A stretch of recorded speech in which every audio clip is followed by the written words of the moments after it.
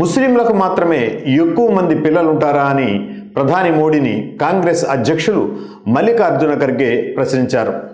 ముస్లింలపై ప్రధాని మోడీ చేస్తున్న అధిక సంతానం, చొరబాటుదారులు వంటి ఆరోపణలను ఆయన తిప్పికొట్టారు.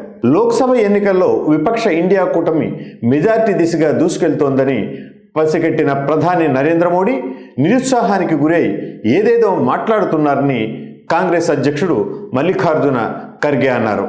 ప్రధానమంత్రి ఇప్పుడు మంగళసూత్రం, ముస్లింల గురించి మాట్లాడడానికి కారణం ఇదేనని అన్నారు. కాంగ్రెస్ పార్టీ మీ సొమ్మును దొంగిలించి ఎక్కువ మంది పిల్లలు ఉన్న ముస్లింలకు ఇచ్చేస్తుందని మోడీ ఆరోపిస్తున్నారు.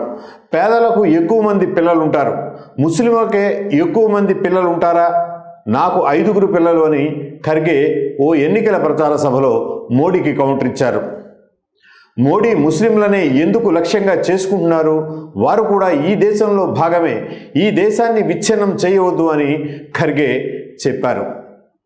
55 ఏళ్ల పాటు దేశాన్ని కాంగ్రెస్ పాలించిందని, ఏ ఒక్కరి మంగళసూత్రాన్ని దోచుకోలేదని కాంగ్రెస్ చీఫ్ గుర్తు చేశారు.